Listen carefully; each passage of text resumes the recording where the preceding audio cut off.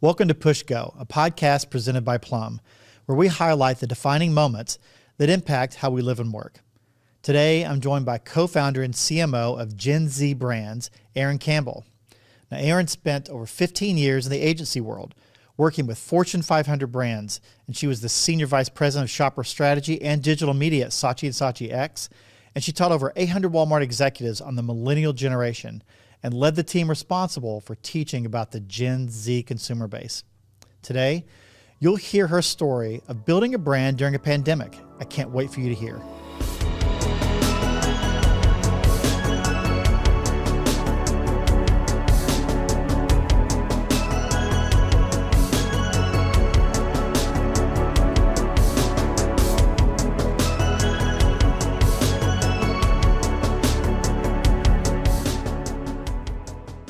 Erin, welcome to the podcast. Thanks, Rick. I'm so excited. Well, I'm excited to have this conversation today. I was trying to think back when we first met, and I was smart enough to look at LinkedIn to remember the date, okay? Around 2010, 2011, you had just finished some time with, is it Ogilvy JWT? Yep. Is when we met. But I'd love to back up a little bit. How did you get into the inside storytelling research world, the whole agency world? Yeah, it was never part of the plan. So you didn't go to school thinking, this is who I am. I met someone when I was 12. This is who I am. So how did you get started in this? Yeah, it's so interesting because I come from a family that is academic. Okay. They are scientists. It's all about reason and logic. I like to say I'm the least educated person in my entire family.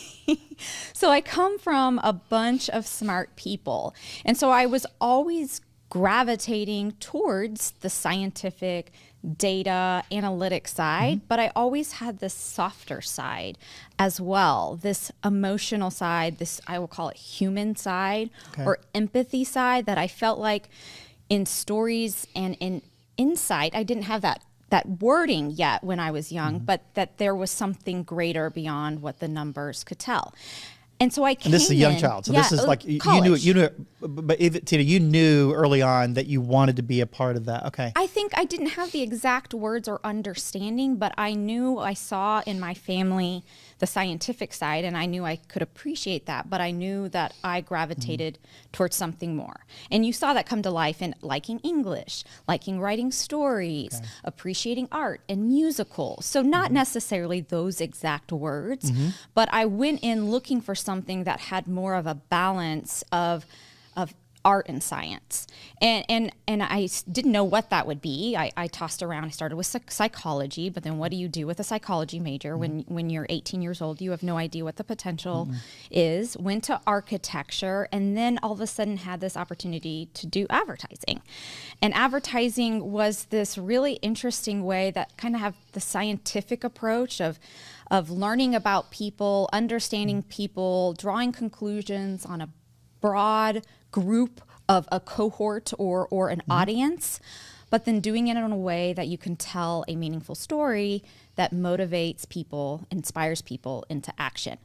But at that point, advertising was advertising. Little did I know that it was the tip of the iceberg, that in advertising, marketing, there's 100 different other layers that you could go. And I didn't really know what the world had to offer. I just thought the box was checked, going to go do advertising, and that's all I knew before I stepped out in the big, scary world. So there's movies, there's TV, there's the academia, there's the education part of, this is an advertising firm. This is what advertising people do. They write commercials. Yes. They produce commercials. They do these ads. Yes. So now you're finishing up with school and you're getting ready to dip your toe into this. Yeah. So are you thinking, I have to go to New York? I have to go to Chicago. I have to go to a big agency world. I didn't even know enough to do that. Okay. So so what got your foot into this? Is it a person that pulled you along? Did you have a relationship? Well, we all know the special bubble we live in Northwest Arkansas. And at the time, it was Thompson Murray. Okay. Actually, then the week I started, it converted over to Saatchi & Saatchi X. But that was the marketing agency in our backyard. And again, I didn't even know enough to even look beyond that. That seemed like the pinnacle of opportunity. And I got a job in their customization department. So I got my foot in. Whatever that means. Exactly. Right? Whatever. Exactly. I had no idea when I said yes. Come to find out, it's much more structural. It's about building the actual corrugate displays. But it was a really quick lesson to me in that kind of really understanding and being vocal and being vulnerable about what you love. And so I did a great job. I had a great relationship with my boss at the time. And I had articulated to him throughout my college career, what I really loved is about understanding human behavior, people behavior, and the why. Why do people do what they do? And when you set a precedent of being a reliable, great employee, and then you partner that with being able to articulate at least what you understand at the time, what you're good at, where you really get your energy and passion, then I was lucky enough to have a boss that kind of mentored me or shepherded me into the right department. And I got into the strategy and insights department. And it was I didn't even know that existed. It was then a whole you started new to world. blossom. Yep. Yes. So I love that life lesson there of that. Succeed where you are, like Yes. bloom, blossom where you Absolutely. are, but don't be shy in making your aspirations or needs known, because that can be rewarded. So now you have a person that's kind of sponsoring you, helping you go. You hit this area that unlocked the storytelling. And Yeah. the reason I'm going to push on storytelling is that when I met you, everyone kept saying, listen, you're going to love Erin. She tells an amazing story. But that isn't something you just figure out No. one day. There's some rigor, there's some learning, but there also has to be some innate Yes. parts to that. So now you're in this new world. Tell me about what changed for you from corrugate to poof, there's this new world in front of you. It was human. That was Okay. it. I mean, I got to be one-on-one with the consumers that we were targeting within the agency. Your first foray into research. You really started to Absolutely. truly now Yes. interview. Okay. Yes. Primary research was absolutely where I got to flourish. And there was this really interesting understanding that people can talk and people will tell you things. But if you really listen beyond their words, then they tell you something deeper. They tell you your underlying their underlying motivations, their emotions, the things that actually inspire them. But that's difficult to do just in question form. You have to be creative in how you approach these people. You have to make them feel comfortable. You have to drive a level of intimacy and mutual vulnerability so that can be matched, and approach them with questions that may not seem to make sense. Like, if this product was to go away, what would you put on their epitaph? What would you put on the brand's epitaph? And then all of a sudden you get to be like, wow, my life would be different if this product went away. And then you can understand what is it that truly moves them. So that's where the art side comes in. And it's so funny you call me a storyteller, because I bristle at that. I don't feel like I'm so sorry. No. I want to tell you why. I want to tell you my secret, because I don't think I tell any better story, but I think the secret that has allowed me to be successful in that is that I'm passionate about what other people say. And it's about being excited to share other More people's of sharing stories. their story Absolutely. as creating your story. I love that delineation, Absolutely. right? Being a storyteller or a teller of stories. Yes. You're more of a teller of story. Yes. I like that. Okay. Yes. I'm staying corrected. Yes. That's fantastic. Yes. So this is this career you're getting started. Now, we met after it was Saatchi, then you went to Ogilvy for a while, Yep. then you came to work with Core Yes. 4, with Kim and I, and so we kind of, you're alumnus. Yes. We spent some time together. But you had another run with Saatchi. You had 15 plus solid years of advertising, being a teller of stories, Yes.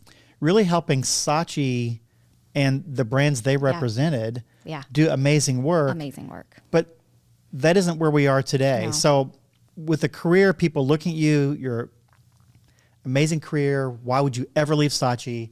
Everything's progressing. Erin, why would you ever make this change? We talk about defining moments Yeah. here. What started the inkling or the thought of maybe I'll do something on my own or outside of this? Because that's really the big moment for you, the big change. When did that begin? Yeah, I wish I could tell you it was incredibly calculated and intentional. Most times it's not. It's not. It's not. I mean, I'm so grateful for my time at Saatchi, the amount of amazing people I got to work with, the extraordinary brands. I mean, we're talking about Fortune 50 brands, Procter and Gamble, It's the best of the Coca-Cola. best. Yeah, absolutely. And who would have thought a girl from Arkansas would have had that privilege? I saw so much even on the agency side. I started in strategy and insights. And then I took over, helped to take over the data and the digital side, and learned how to connect what the client needs, tell meaningful and relevant stories to the human beings, and then seeing if it actually worked. And at the time, I was like, wow, I have learned so much. Why would you ever leave this? Exactly. I mean, Yes. I'm already thinking, I know. and why again would you leave this career? And I mean, what had happened is I was learning incredibly deep. Okay. And I hadn't stopped learning, but it was all within the same kind of vertical or that's fair. verticals that I had mentioned. And I knew I was, I kind of just opened myself up to being ready for something new.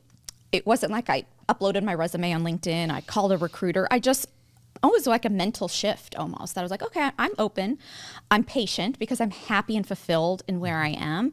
But at the same time, I'm getting that little itch that I want to explore something different. And through my time at Saatchi, I had become really interested in just kind of business models and I won't say entrepreneurship at the time, but business models, kind of the integrated infrastructure that actually truly makes the business run. But when you're on an agency side and you're kept at arm's length from your client, there's only so much jurisdiction that you have autonomy. And then you go to power the next do. project, then to the next project, to the next. I mean, Absolutely. still within your vertical. Yes. There's some rigor to that, Yes. but I can see where it could be like, well, just another project, do the same thing. Yeah.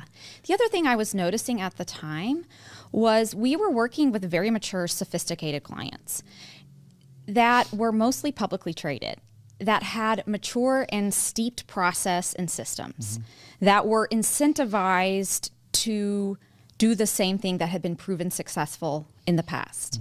They were beholden to their shareholder. They were looking to do what they needed to do to get to the next level within their organization. Everything that made sense in that corporate structure, that more mature structure. But what I consistently saw was amazing ideas hit the cutting room floor. Amazing ideas because they were different.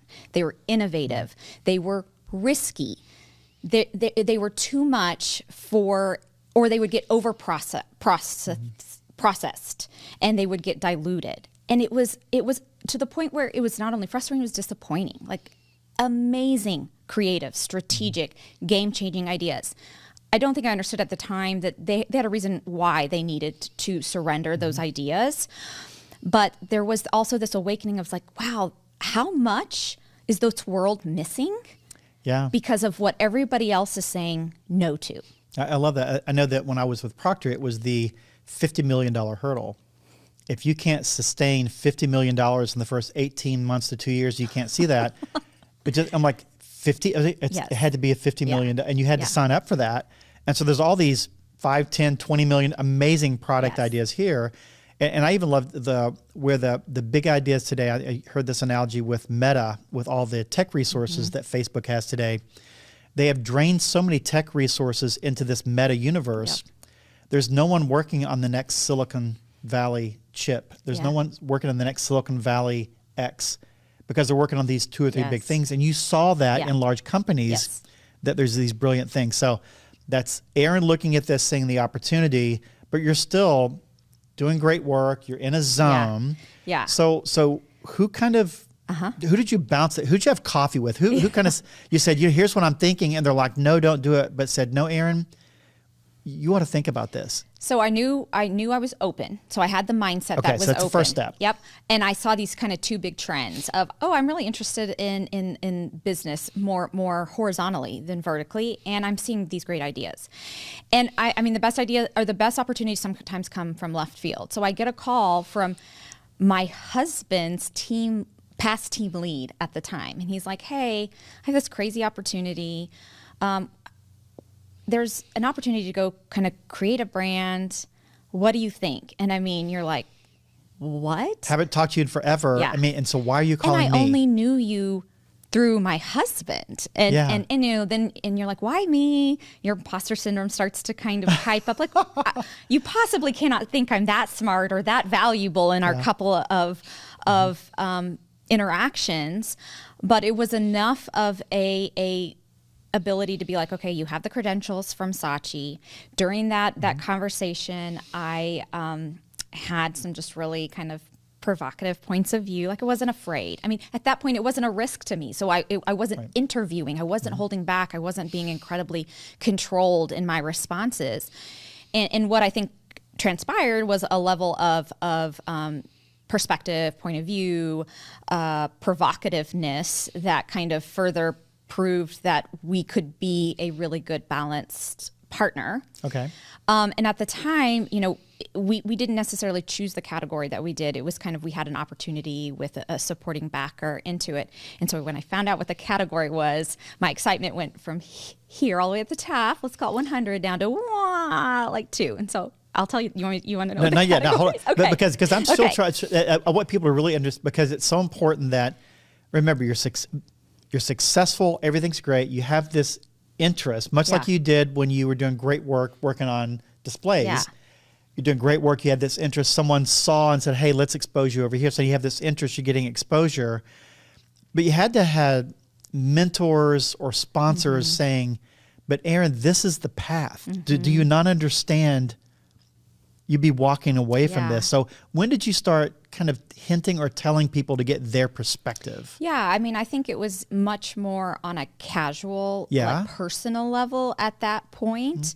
Obviously, my husband, and I mean, I think they're so, your spouses are so lovely and so important, but hopefully you have a good one, and they're going to be unashamedly your best advocate. So, he's like, you can do this, let's do this. And I was so lucky enough to also have kind of the financial support or security blanket of him as well. So that, do you want to acknowledge the privilege of that allowed me the freedom to think about what could I do outside of financial security, which that's what everyone tells you, we should be working towards in more of the traditional corporate path. So I think that did give me the freedom to dream of what could be. Okay. But then I had some just really close girlfriends who knew the space well enough and knew me well enough. So this was still very much on a personal level, but it was really like, when are you going to get another opportunity like this? Okay. They're still very pro. Yes. So there's no naysayers in your ear. They're all kind of encouraging. So what's keeping you from pushing? What's keeping you from pushing go and getting started? So this is a month in, 2 months in. So how long did it take you, and what kept you from just jumping? I mean, when you start a startup company and you're an entrepreneur, there's so many questions, so many unknowns. And I think one of the things is you have to almost be comfortable with, so you have to take the time to be comfortable with that you don't know all the answers. So you had to let it simmer for a little bit. And I had to process that, okay, will an opportunity like this come again? Will someone from Northwest Arkansas, will I ever be asked again, given the opportunity again, to go create a brand? Maybe, but it doesn't feel like this comes around every day. Will this be a decision that I look back and regret I didn't do? Wow, that's a great question. Yeah. And is this decision, can we recover from this decision if it ends up not being the right decision? So very methodically. Yes. Okay, you're kind of processing through. Now, was this pre-COVID, during COVID? Oh, that's a key part, is pre-COVID. Okay, so sky's the limit. Everything is great. Yes. The economy, everything's just on fire. Rosy. How could anything go wrong? Absolutely. So did you make the decision pre? I made the decision pre. I turned my notice in, and then the next week we went into lockdown. Wow. So let's talk about, so you turn your notice in, and so let's kind of get to that point. You turned your notice in to go start. Okay, it's time. It's time, okay. Yeah. Well, so through that journey, obviously the category that was pre-selected for us because of an investor was revealed, and it was bottled water. Which is the most cutting edge, hottest. Right. Like if you can do anything, Absolutely. It's the coolest space for everyone to be in. Let's be in water. 100%. I dreamed about being in water my entire life. Yeah, and all your friends are like, wow, if I only had a chance to brand water.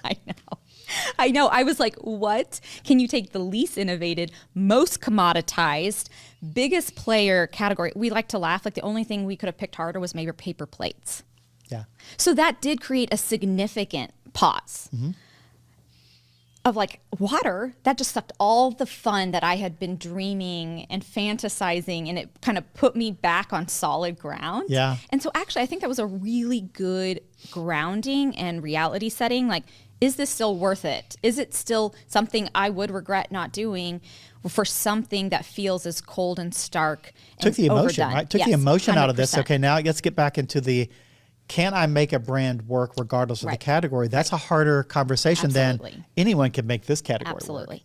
And so I think what was important for me and my fellow co-founders at the time is really understanding what our personal and then what our collective non-negotiables were at the time. And so that was a key piece. So I said, listen, it is a non-negotiable for me that we put this water in plastic. Plastic is devastating the environment, devastating the client. I cannot, in personal good conscience, go and work for and create and have my name attached to a company that is adding to the plastic crisis. More plastic bottle. Yeah. So then we aligned as a cohort, said absolutely. So it's really being open and transparent. Even if you don't understand anything in that moment, what are you not willing to give up? And if those needs cannot be met, if they're more spiritual, theoretical, financial, whatever those are, if those needs can't be met, then I was at peace that this wasn't the right way to go. So I was very forthcoming in with my soon-to-be co-founders at the time where my non-negotiables were and saying. And this is pre-brand. Yes, pre-brand. Okay, this is There's no brand. We have an idea. It's going to be water. You have a non-negotiable here. Yep. Okay. Yep. And we really understood that collectively there weren't a ton of other like impassable sacred cows. So then that opened Pandora's box again. Okay. So then you start to go back to fantasizing. Okay, we don't have the limits. We don't have the boundaries. We don't have another client telling us you can't do this, you can do this. So then you start imagining the positive what ifs again. But I think going through that non-negotiable process was so key for me. So I was upfront. Everyone knew where everyone stood, and I felt confident and at peace that whichever way it went, I laid my own personal self out there, and I could feel confident on how the chips lied. Now you're leaving a large corporate structure, Saatchi. Even though we could argue Saatchi is fairly flexible, it's still it's a machine. Absolutely, yes. And you're not working with the Coca-Cola and P&G, so it's the machines. Think about Coca-Cola water, the machine that you would have to operate in. Absolutely. But now you've got to create your own version of that. Yeah. And you started out by saying, here's some non-negotiables. Did you spend time initially working through the structure of the company, how you're really going to operate?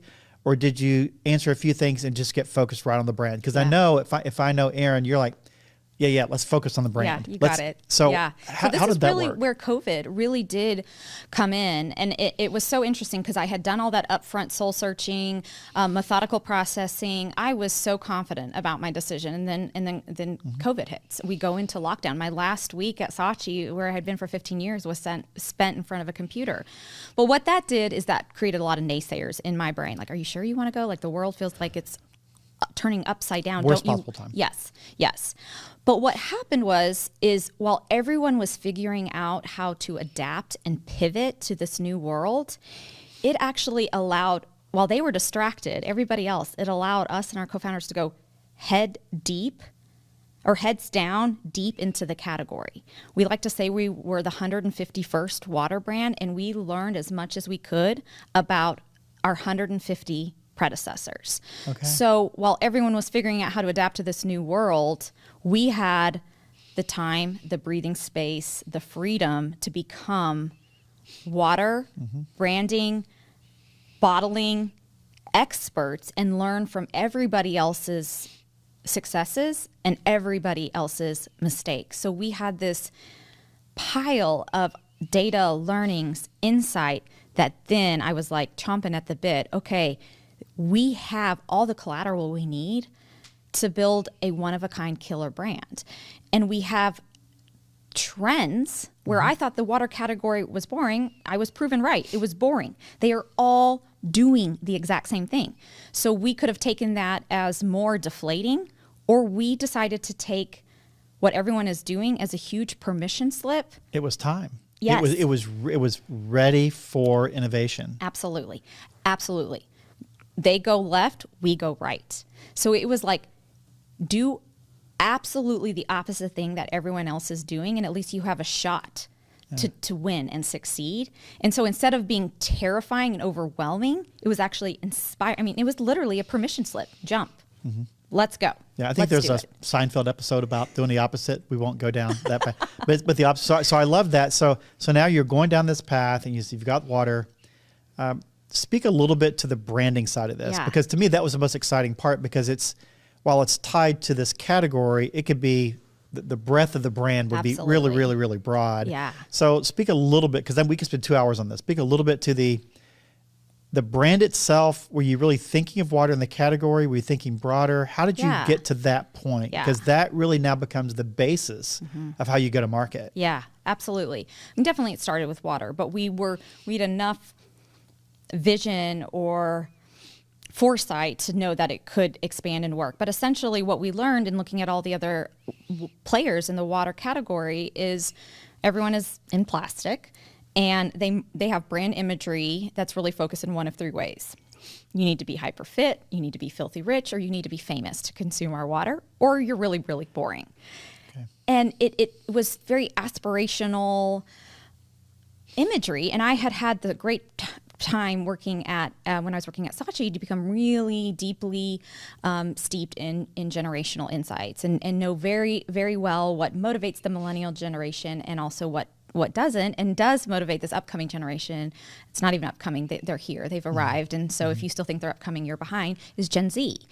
And I knew that the brand formula was so angled towards millennial, and no one was talking to Gen Z. And Gen Z uses Hydro Flasks. They use reusable corksicles, and they didn't want the plastic. So we said, okay, let's take the aluminum, and then but why does it have to be boring? So we did something as crazy as naming a brand Gen Z, ironically, historically, based on the idea that they're the most marketed to generation in the world. They have high BS meters.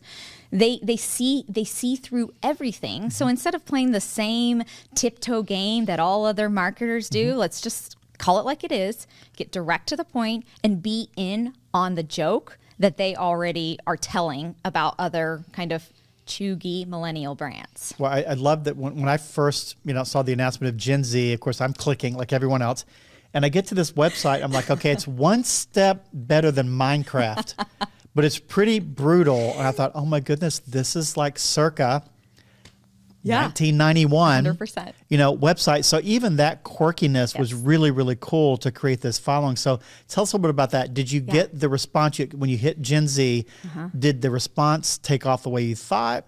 And you got that kind of interaction, or did you have something to prove? I will tell you, it was one of the most vulnerable things. I've never felt more nervous, more like I was butt naked up on stage when we pushed go, and everyone who I respect and love and worked with was now going to see this and be judging. Did Erin make the right decision or not? That was incredibly intimidating. It's probably one of the most intimidating moments I've ever had, minus being a mom and birthing and raising my son. But it was a pivotal point, and I had to let go of people understanding that, because I got to the point where if everyone understood what we were doing, we weren't innovative enough. Yeah, it would have been, it's so honestly, everyone's doing this, we would have failed before we even tried. So I had to reframe the lack of understanding, the lack of complete embrace and love as a good sign, as a sign that we are doing something different. We are breaking free from the norm, and that's how innovation happens. That's how the world gets moving forward. So if we fail, at least we were brave enough to try something new different. And I will learn from that. And so it was a battle to kind of reframe that. So I will say the reaction was polarizing. Okay, so now this is at 11 o'clock at night, 2 in the afternoon. You remember? I know you remember the date. So what time and what day was it? Well, you would think I would. It was not. It wasn't.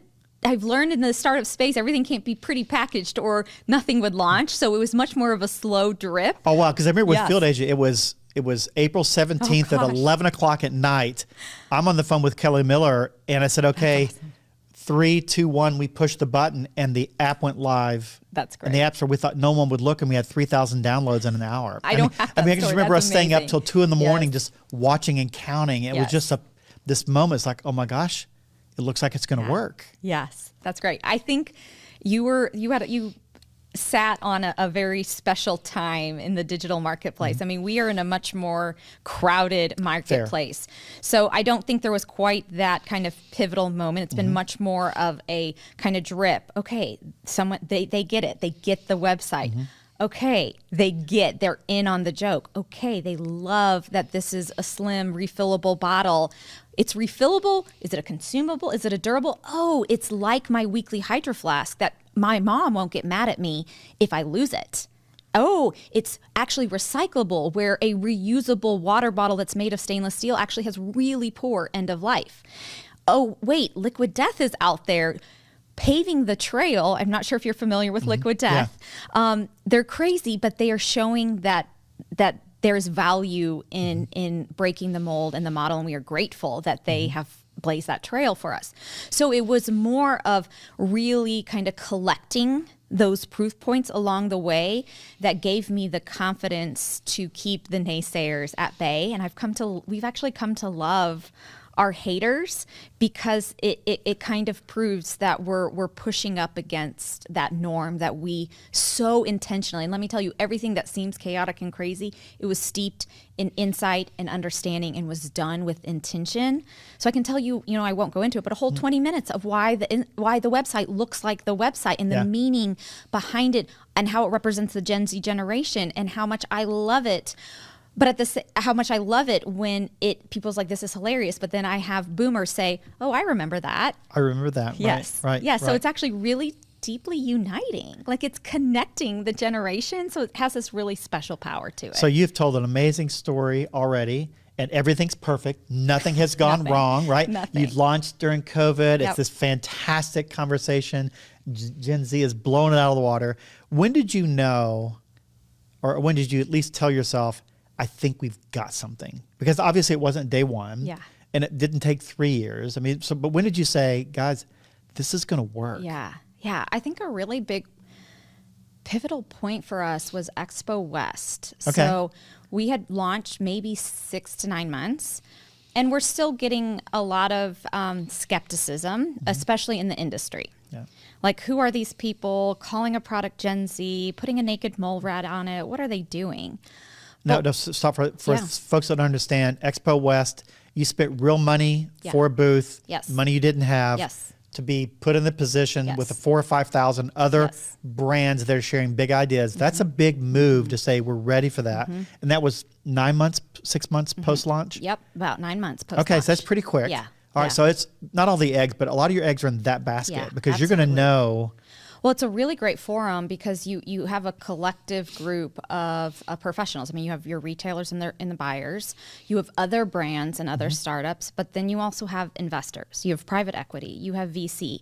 And what we actually had was a unifying interest, curiosity from all three parties. And we said, okay, guys, this is it. We have Bain Capital coming and asking us what we're doing. We have Coca-Cola, 12 people from Coca-Cola saying, keep doing what you guys are doing. We cannot do this.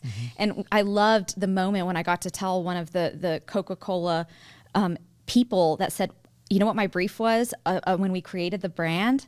I said, hey, we want to talk about Gen Z. We want to target Gen Z. We want to be sustainable. We want to be happy, because sustainability shouldn't be boring. It should be fun and funny. And bring us something back that would get me fired if I worked at Coke. That is our level of risk. And I got to tell a Coca-Cola representative that, and she was like, absolutely, you did the right thing. And then we have these other startup brands who are literally, Rick, they're fangirling us. Look, can I get a selfie with you? Oh, that's hilarious. We used you in our mood board, or we just did a fake commercial as an internal project inspired by your website, your TikTok. And we're like, wow, okay, this is it. It's time. Wow. So you've seen the success there. So you go to this point of 15-year career, the Saatchi piece, all through, we're going to launch this brand. The brand gets launched. Everything seems to be going in the right direction. And we're not going to talk about where you're going next, because that's a whole nother story for another day.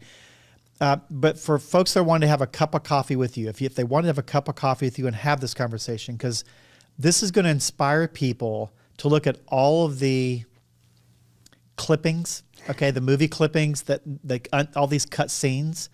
They're going to say, guys, I think I could do that too. If they wanted to engage in that way, what's the best way if someone wanted to, I don't know, let's put a little bottle up here. If someone wanted to engage about Gen Z in some way, how would they chase you down for a cup of coffee or a bottle of water? Oh, yeah. Okay. Well, there's a couple places. Find me on LinkedIn. Happy. I mean, one of the best things about being in a startup is how connective and supportive this community is, that we really work on an abundant mindset. There's no competitors. Like we talk to our fellow water brands and we cross share. So hit me up on LinkedIn. I absolutely love talking to other fellow founders or just people who love to talk about innovation and disruption. And find the brand on drinkgenz.com as well as on TikTok and on Instagram at drinkgenz. I guarantee you will have never seen an Instagram or TikTok feed that is like that. And then as far as where you can buy us, you can buy us. Let's go see. Where, if I wanted to go buy it today, where would I find it? Absolutely. I mean, you can buy us online. You can buy us on Amazon. Now, I will tell you right away, we're expensive. We're online. We're $5 for one bottle. Amazon, we're $9 for 3 bottles. It's expensive to drop ship liquid, and it goes against our sustainability platform. So it's really disarming when we get comments on TikTok, like $5 for a bottle. Why would you do that? And we're like, well, you shouldn't. Like, we don't want you to buy it online. We want you to buy it in store because then it's so much more. We're not drop shipping. It's so much more sustainable. It's financially more economical for the consumer and for us. So it's always fun to break those. You think you're going to get us by saying, why would I pay $5 for water? I'm like, well, you shouldn't. You shouldn't. Coming from the brand that's selling it. So you can buy us locally in Target. So we've got regional approval for Oklahoma, Texas, Arkansas, and SoCal, and that has been so fun to launch. They've been a great partner for us.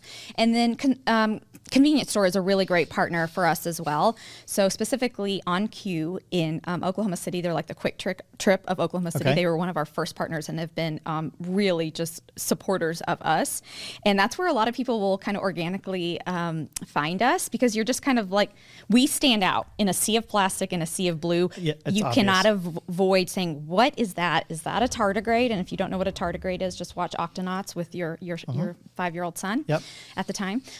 So yeah, look for us there. Fantastic. So again, thanks so much for being on today. I can't wait to see where Gen Z goes. And so promise me in another year or two, maybe not even that long, you'll come back. Absolutely. And we'll do the second part of the story. Absolutely. It's been so fun. All right, Erin, thank you. Thank you. Thanks for listening to Push Go, a podcast highlighting the defining moments that impact how we live and work. It was great to have Erin on the show today. If you like what you heard, you can find more stories just like this on listen.plumshop.com. And hey, we wouldn't be mad if you left us a review wherever you listen to podcasts. Now, we have new podcasts that drop every Wednesday, and if you're watching on YouTube, feel free to like and subscribe. Quick PS, Plum Spotlight, the weekly segment where I give you a brief update on something happening at Plum. Now, do you have a new product launch coming up? Plum has the resources and solutions to guarantee success. Our product launch ebook is filled with tips for success, but why stop there? We've also created a shoppable bundle of our top product launch-related retail solutions. Both are available on plumshop.com. Now use the code PUSHGO, that's PUSHGO, at checkout for $100 off any project.